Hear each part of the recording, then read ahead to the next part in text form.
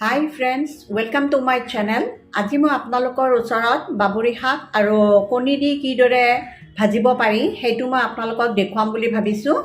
তাৰ বাবে মই ইয়াতে 3 মুঠা বাবৰি শাক লৈছো। এটো অৱশ্যে গলি গলে একেবাৰে কমিয়ে যায়। এখিনি মই ভালদৰে ধুই লৈছো আৰু সৰু সৰুকৈ মই এতিয়া কুটি লম।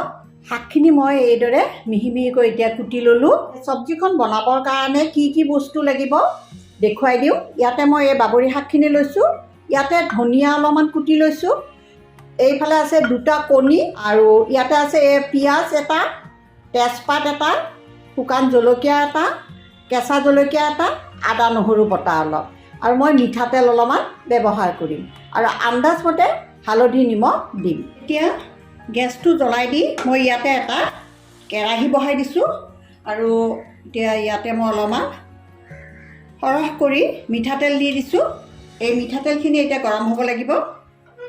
ইয়াতে এতিয়া মই প্ৰথমতে এই পিয়াজখিনি দিম।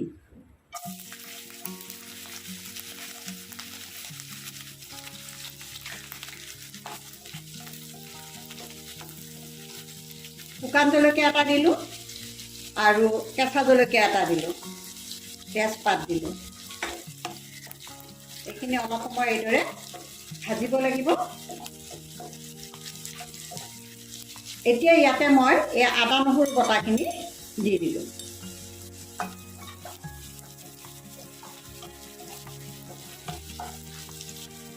হালধিৰ গুড়া দিলোঁ। ইয়াতে এতিয়া মই এই বাবৰি শাকখিনি ঢালি দিলোঁ। দি এইখিনি ভালদৰে অলপ সময় ভাজিব লাগিব।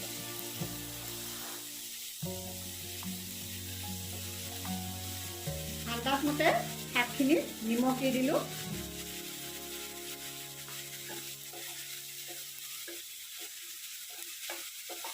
অলপ সময় মই এইদৰে ভাজি লওঁ। এইখিনি এতিয়া মোৰ ভজা হৈছে। এতিয়া অলপমান মাজৰ ফালে ঠাই উলিয়াই লৈ ইয়াতে মই এয়া দুটা কণী বাকলিৰ পৰা উলিয়াই লৈছিলোঁ এৰুৱাই। এইখিনি এতিয়া ইয়াতে ঢালি দিছোঁ।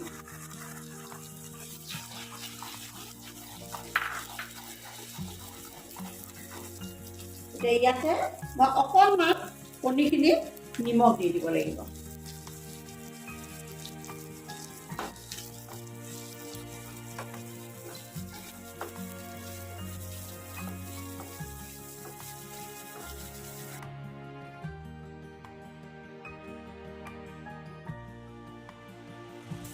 এইখিনি অলপ সময় ভাজিব লাগিব। এইদৰে অলপ সময় ভজাৰ পাছত ইয়াতে মই এতিয়া শেষত এই ধনিয়া পাতখিনি ইয়াতে দি দিছোঁ।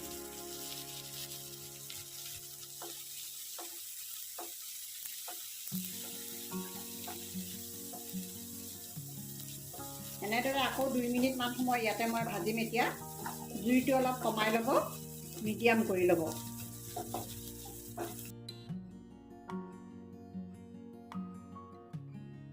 এতিয়া এয়া মোৰ এইখিনি হৈ গ'ল, ভালদৰে ভজা হৈ গ'ল।